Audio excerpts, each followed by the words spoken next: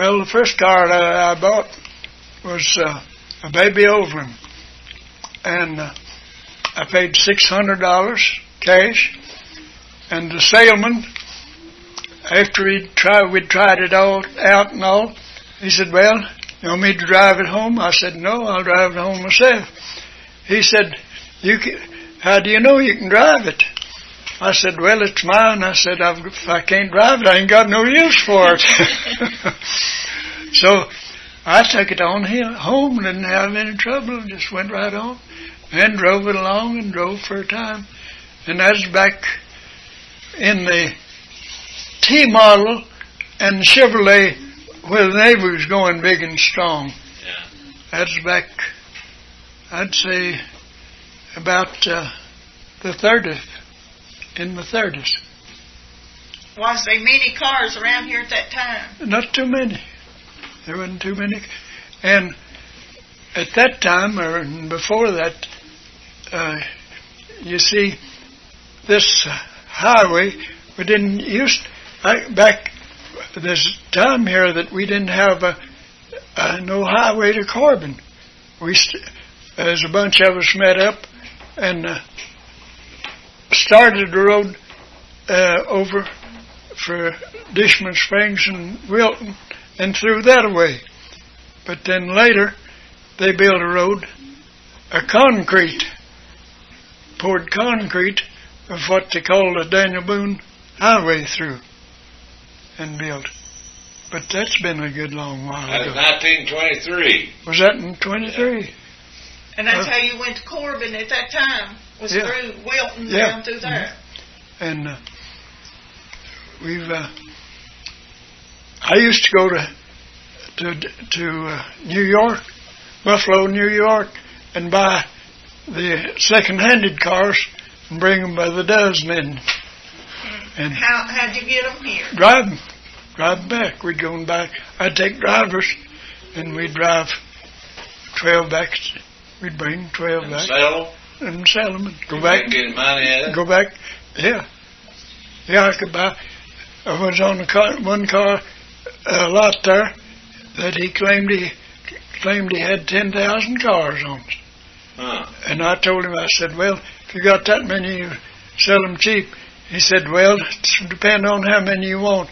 I said, "How much did it take for a dozen?" And he said, "If you want to buy a dozen," said, "I'll talk to you." He said, "If you just want one or two," said, "I ain't got time to." And I bought it. I made several trips. I'd go down there and buy them. I'd buy them for $150 a piece by taking a dozen. And I could bring them back and sell them for $300. I could double. Well, you did that after you got out of the timber business and coal business? Yes. You became a car salesman. Oh, I've been in the garage business. I've been in the coal business. Lord, I've been in all kinds. You measured lumber down for the railroad company for a while, didn't you? Oh, yes. Enough. Did you ever work on the railroad? That's one job the railroad company offered me a job at one time. But they wanted me to take a sawmill and set it on the switch there at Barbourville and buy small logs and cut cross ties for them. And at that time, I was making heading. And I was in the heading business. Me and Joe Smith was making barrel heading. And I didn't take the job because I had a better job. Or at least I thought I did. Okay, you remember when the railroad went out through here? Oh, yes. Well, tell us all you can remember about that. We put in the Sack Bailey trestle down here at Bailey Switch, the biggest trestle that was put in this. Was the biggest timber we put in down there. We put one piece of timber in the timber. It was 27.5 foot long. Had to square that. It stood up and down. Several pieces of that. And that was 16 inches square. Now that was a great big timber. It took a big long tree for to make that, to square that up too. What kind of wood was it? Oak. It's all oak. Oh. Put it out of chestnut oak and white oak. We built that trestle there, hauled it out from Hammons Fork to Bailey Switch. To Bailey Holler, and put it there on the ground, and they built it trestle and put across that. Tell us all you can remember about this C&M Railroad here. Well, the C&M come kind of slow. They worked it slow out this way. People, very few, most of them would give them the right of way for to get the road through. And people, they had a meeting, and they come out of our part of the country up there. They was anxious for to insist and help them in getting it. Some few that didn't want to give them, help to talk them into giving them, or letting them have the right of way so wouldn't cost them too much money. In other words, somebody buck up and maybe knock the whole thing out, and they didn't want that done. And they worked right on ahead. Were you acquainted with Charles Heidrick, the man that owned this? Oh, yes. Were you? What kind of man was he? He was a pretty hard customer. He was. He loaded up down there at Fount. I'd put cross ties in by the carload there, and I had a carload there, and they had a wreck down there, and he went and took half of my ties, and he wouldn't take the others and pay me. What he done for me, I had a car ordered to load the ties, and I didn't have no ties. I didn't have enough ties to load, and that knocked me out of loading them. Well, I had to cancel my loading, and I come in and asked him, I said, you can pay me for the other half of the carload, and you can use them because you're using ties every day. He said, no, I've got ties. I can't pay you for them. I went over there to Sawyer E. Smith. I said, Heidrick over there don't want to pay me for my ties. Took him up and put them. He said, well, we'll see about that. Said, let me call him and talk to him a little. That's Sawyer E. Smith, one of the best lawyers. At that day, they said him, J.M. Robinson, was two of the best ones in the state. And I mean, they was good. They were. They were good. And Heidrick said, I said, no, nobody make me buy nothing. I said, well, okay. But he first told Sawyer for me to come over there that he'd pay me. I went over. He wrote me out a check for what he'd took up and wouldn't take the others. He said, I don't even take the others. I said, well, it's winter time now and I can't get none in. And I said, I'd like to get them moved. I said, I could have moved them if you undertook them. But I said, you've took my ties down. I can't load it. I ain't got a car loading or ain't got none to take the saw and get them out right now. Well, I went back. Sawyer told him, says, you go over there. Said, if you don't give you a check, said, don't. Just let him keep his check. He had me a check wrote out. I went over and looked at it. I said, this ain't pay for only just what ties you took. He said, that's all I'm going to pay for. I said, just reach his check back to him. He said, you better take it. That's all you're going to get. I said, okay. I went over there to Sawyer E. He called him up.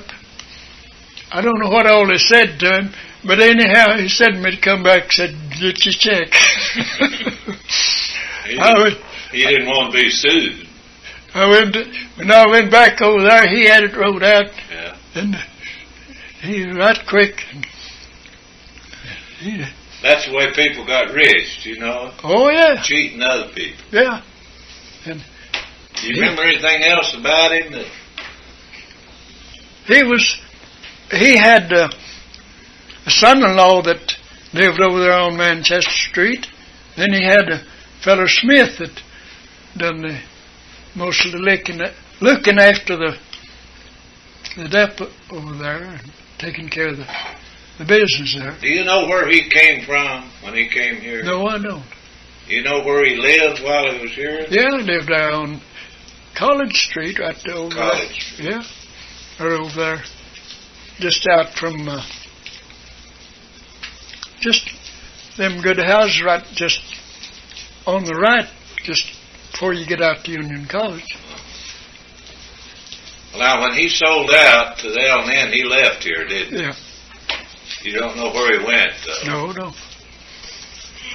I wish I knew where that rascal came from. I've heard a lot of bad stuff about him. He was a bad That he person. drove his men his side on earth out. Well, he would talk pretty rough to him and talk. He wasn't a friendly man to talk to. And you'd think that he's a hard customer. They said he'd fire a man for almost nothing. I don't know about this farm now, but that's the only dealing I had with him. He was trying to do you dirty, didn't he? Yeah, but he had to come. I told him, he told me, he said, you can't make me buy him. I said, if I can't, I said, I've got a lawyer I believe can. I said, I believe he can do anything he wants to do. That depot there in Heidrick, where was it located, man? His lake, It's hard. John Riley had a store up there, right on the highway, and he had a little outfit just out from the depot there, but it was out more around on that, getting nearly around to that curve, come out there around the depot. It goes down into Heidrick. Yeah. It was right. It's nearly around to the They curve. cut all that hill away there where Yeah, the they took. depot Yeah. was. It was kindly there behind where John Boggs lived. Back No, in it's there. back this side of Back Boggs. this way. Yeah. Well, it was pretty close to where this C&M track ran into the L&N track. It was sort of in the corner there. It come right around that curve, and Great big depot, wasn't it? yeah, it's a good big It's depot. about as Good- big as Barbourville, best I Yeah. remember. Oh, it's a great big depot, and they had a whole great big business for a while. Where did most of the coal that they haul come from? Clay County? Clay County, they had Did plenty. Did they haul coal then out of Leslie County? No, And you see, they had coal opened up around Manchester, and Smith Riley and Company went there on Horse Creek and built and bought and leased up that Horse Creek country and built a track up Horse Creek there and sold it out to a company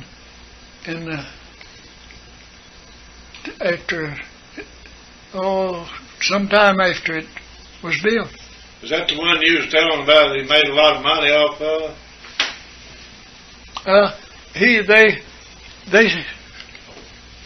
They paid bought it, most of it on the credit, and they made papers there in Chicago.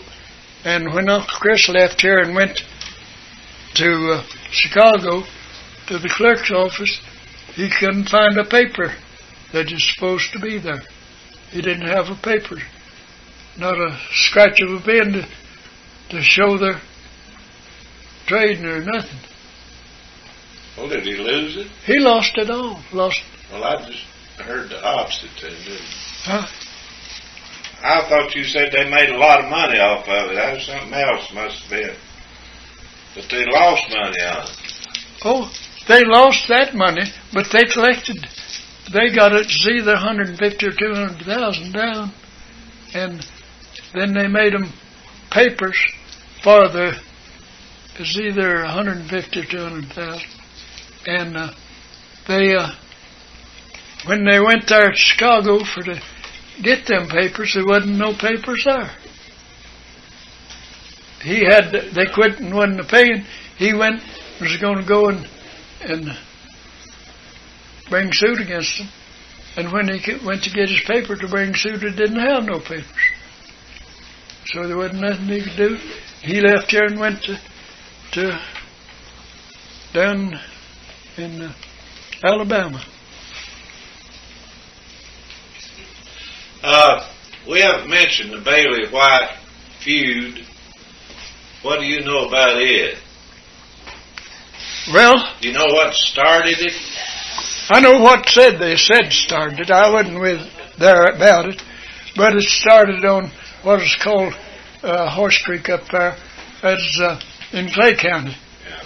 And they claim that Lee was wanting to take some of the white boys' horse, and they fell out over the horse, and they shot two of the whites, and they got out without getting shot.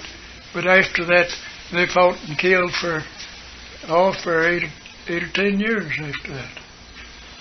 Killing, and they had big fights in Barbourville. They killed a man in Barbourville. They killed a man that come up from Garrett County, a white down there, and they shot him, and they had a big fight in Pineville, and then they had a big fight in Harlan County. There was a bunch killed there at Pineville. Man, who was that man killed on the courthouse square that day they had school? That is Levi Lee. I seen him shot there. Who killed him? High Jack Gilbert and Jack Lewis. High Jack Gilbert's man killed him. They shot him right coming up. There's a big fat man that run a restaurant down there next to where Knox County store is now. He's there about hit, close to about hit. But you could see when them bullets had hit his clothes, you could see the dust fly off. And that was right on the courthouse square? Right on the square. There's coming up from the street there, comes up from Knox Street to right there. I'd say about the end of Wilson Brothers' store there. Yeah, North Main. There's coming up, and there's an awful crowd of people down this. My sister Hazel was marching in that parade when that happened. And there's hundreds of people in town. Oh, yeah. And I don't know how many, every school in the county sent kids there to march as school day. Do you remember what they called it, Dorothy? It had a name. I forgot that. School fair is what I think it was. Now, were these people in any way connected with the Bailey and White feud? The one that was killed there on the courthouse square? Lee was in that, you know. He's the one accused of starting that. In Clay County. The talk was. And it built up instead of slowing down and got worse. Finally wound up just about all the Bailey boys were killed, wasn't they? It did wind up with all of them killed. All of them killed. Mm-hmm. And they, Bev Bailey, see, he went back down on the train down there after they was killed and buried, and they killed him before he got out of there. They're buried in Harlan, aren't they? Yeah. Mm-hmm. Just below Harlan down there. Yes. And Bill Bailey and his wife, they buried up there too. Jacob and I both would like to know about when they made legal whiskey around here. Well, if you remember anybody that made it. Well, Willie Smith and Doc Smith leased a piece of land off of my daddy and put up a still. It was a big building. Set 3 stills in there and made whiskey there for part of 2 seasons. They'd make it in the fall of the year. And they would put that in 50-gallon barrels and haul it out and ship it to Lexington and Louisville. And they could sell it here after they made it in 5-gallon barrels. They wouldn't let them sell it to us just locally, but they would have to order stamps. They had the whiskey, they put it in the warehouse when they made it, and they would order stamps and put on and could sell that in 5-gallon barrels. Maybe 3 or 4 or 5 would make up and buy, maybe of a Saturday, would buy a barrel of that, and they'd buy the barrel and take it and divide it up. Well, what color was that whiskey? It's clear, just as clear as... like moonshine. Yeah. Pure corn whiskey. Now, in the 1880s, the legislature passed a law that said that no still could exist closer than 2 miles to Union College. This was after Union College was founded. And right on the line between me and the next fella up the holler was exactly 2 miles from Union College. And he had a still there and ran it for several years, as long as it was legal. Now, do you remember who licensed these people? Was it the state or the federal government that gave them a license to make it? The government appointed what they call a dayman that come and stayed with that still as long as it run. This the federal government? Yeah. They would appoint a man and he'd come and stay. Abe Hopkins stayed with that up there, and he would see to the measure. He measured how much grain that they put in them vats to make that beer and what was put in them, and then he measured that whiskey that went in the barrel, and they supposed to use so much and make so much, and that's they had to keep a record and make it. They was that particular with them and owned it. At what point did they collect the tax off of it? I don't know. Well, when you got them stamps, you had to pay for them. Well, that was the tax, wasn't it? That was the tax you paid. Was they several of these places in Knox County? No, not many. There's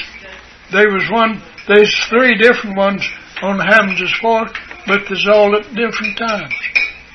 Bailey boys, they had still there that they run a while. The last one that was running there that I remember of was Dallas and Henry Martin. Yeah. Run there. I knew they ran one. I forgot that. Yeah. And I don't know. Do you remember anything about their still? Yeah, I went to it. Where was it located? You know where they live there on Hammons Fork? I knew where they lived on Horn Branch. Well, just across from Horn Branch. They lived on Hammons Fork. I don't. Just you go across. Well, I guess I was thinking of Claude Gibson. He's the one who lived on. Yeah, he lived on Hammons Fork. But you went on above the Horn Branch School, right on across the hill to Martin's there, and their still was just below the house. Below their house where they lived there. They must have made a lot of money, because I know when they came to Heidrick, neither one of them worked, and people wondered where they got all their money. And they lived better than anybody else there. Well, and that's how they did it. They'd saved that money from that. They're stingy now with it. They give nobody nothing, and we would go there and drink beers, and they didn't want you drinking their beer. We'd go and drink it anyhow. And Henry'd say, "Boss, we're going to run that off directly." We said, "Well, we'll run it off first." Shaw Dallas. Dallas is going to do it all that.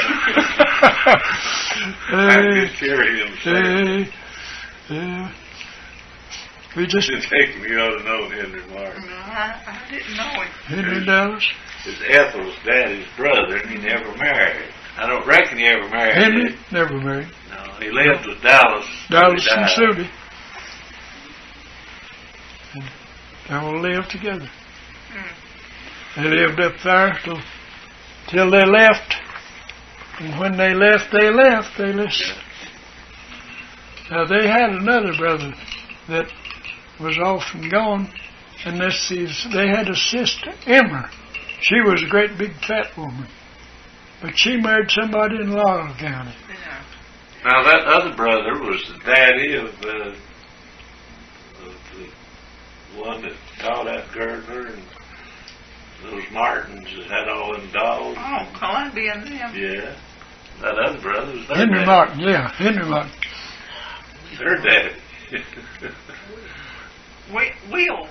Wasn't his name Will?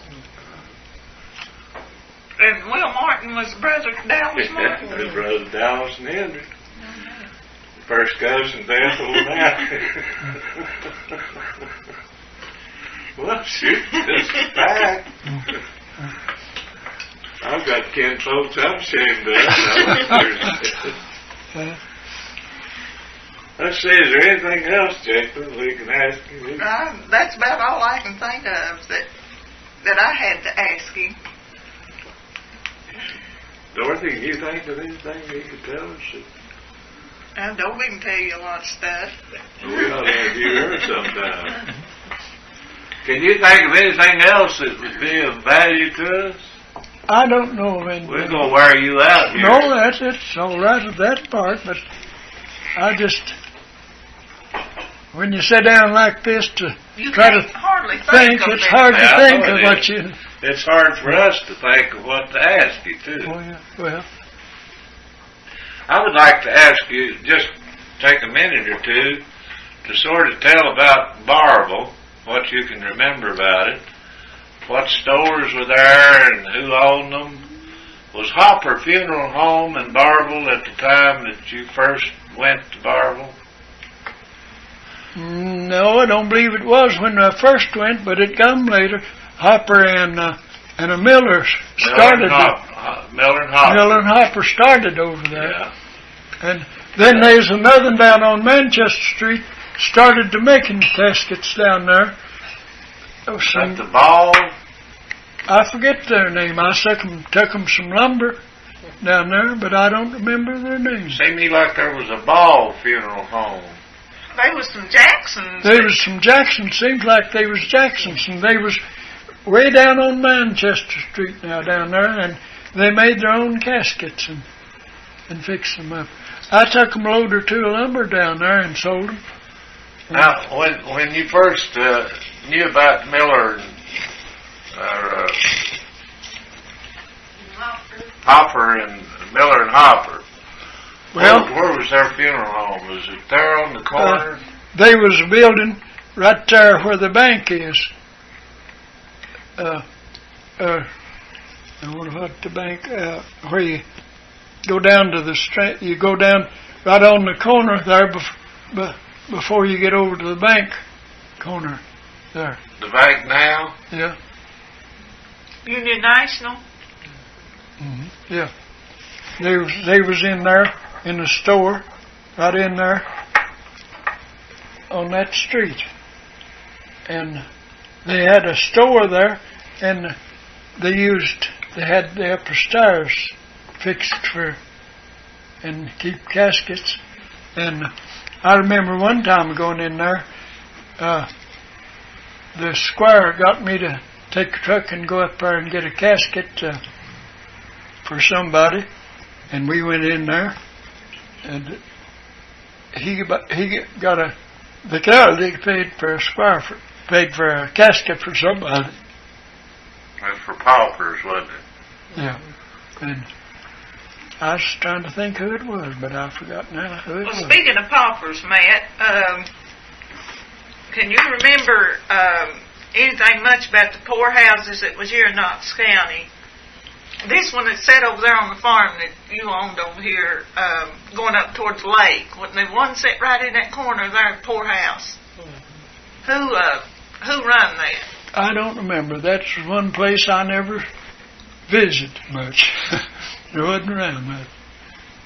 Or was they located all over the county? Or? No. Just one to the county. There wasn't more than one most of the time. And it moved around from place to place. Run that one? Well, it don't hurt to say that. And that one was run by Nathaniel Jones and Liz Jones over here. It was located right over here as you go up toward the lake. Dorothy, there was a farm down yonder where you go up and come around. Called, it had a name, Poor Farm, something Poor Farm. Do you remember the name of the person, people? Well, first is Messemore's. Messemore. That cemetery there used to be. That's all Messemore's in there before Fisher's got it. Then that Poor Farm was put in there, and first I remember anybody running it was Gill Disney. After John D. Martin got to be judge now, and I was a little girl then. And then different people run it. Let's see. Charlie Hembry and Lurie run it. He was. Did Finley Fisher ever run it? Yeah, they did run it. I thought he did. Well, now, would that be considered the same thing as poorhouse over here? Mm-hmm. Yeah. So it just moved from one place to the other. Well, now, it moved to Heidrick eventually because them Gibsons ran it down there, I guess, when it came to an end. Yeah. See, when they voted in the old age pension and stuff like that, poorhouses went out the window. This first was over here at Uncle Nays and Aunt Liz's. Long before I can remember. I remember the old house, part of it that still stood there when I was a little girl. Then they moved it to the Fisher, to Messemore, to Terry Smudge. And then, first I remember now, the Messemores left there was Gill Disney and Jenny running a while. Then, no, you can't remember that. That was when I wasn't over 8 or 9 years old. When I first went to school at Terry Smudge. And, let's see now, after them, Charlie, Henry, and Lurie. She was the half sister to the judge, John D. Martin as judge. And they run it. Then, I don't know, somebody else might have been in between them, but anyway, Penny Fisher finally run it, and that's the last. Then they took it out of there, and Maud Bunningham and Ralph run it in Hyde. Yeah, they did, that's right. And then the Gibsons took it. I remember that. Then when the old age pension come on, why, they took it out. They were running it when Adam Cloutz came to it, and when it went to Gibsons, Adam stayed with him and lived with him till he died. You wouldn't go down to that other place. Yeah, there was another woman that stayed with Disney. They always kept her by the name of Mary. That left there when Disney's left the Poor Farm. Gill Disney left the Poor Farm. They took a woman with her by the name of Mary. I don't know what her last name was. And over here at Uncle Nays, there was a woman stayed on with Uncle Nay and Aunt Liz when they moved the Poor Farm by the name of Ann Arnold. Now she's buried up there with that There's several paupers buried up there in the Jones Cemetery. Up there, but Ann Arnold is one. That's the only one name I remember. I've got one more question, man. How long are you going to live? Well, I'm going on my my 93. I'd like to make 100 if I can. Break 100. And if I can't make 100, I want to make all I can. Of course, if I make 100, I might want to make a few more. That's like Dealey. She always looked forward to that 100th birthday. Yeah. And now she's 105. So Wouldn't you like to live to see another century? Well, you've lived through one almost. I'd just like a little going through this, and I don't know where I'd last another, but I'd try. I mean, to see another century. You don't have to turn and live 11 more years. Yeah, I'd like to see through. To see another century. Yes. See what it looks like. Yeah. And how it was, but a lot of things have happened in your life. Oh, it's just unbelievable. You can't believe. That's right. You take Barbourville. Now, Barbourville used to have a lot more in it than it's got now. It went down instead of going on up. Yeah. Sure did. We had different... Jakeland wouldn't believe it. We had a bakery and a bottling company, and I don't know what all we had in Barbourville. We had the biggest mill in the world, Hickory Mill, biggest Hickory Mill at the time in the world. Yeah. One of the most outstanding horse training places in the state of Kentucky. Yeah. Yeah, and we even had a bank that made their own money. Did you ever see any of the John A. Black money? No. Well, yeah. National Bank of John A. Black had his picture on it, didn't it? Yeah. I don't remember seeing that, but I remember... Well, we've aggravated you enough. No, that's all right. Matt, we really appreciate you doing this for us. Well, the only thing I don't know where I've done anything that's worth. Oh, you've left a lot of good information here for future generations. Jake, do you want to say anything? No, nothing except that we sure appreciate Matt's help, and we hope that this tape will be listened to by other people and they'll learn something. And this is August the 13th, 1989. 15. Well, 15. Dorothy may have something here. I'm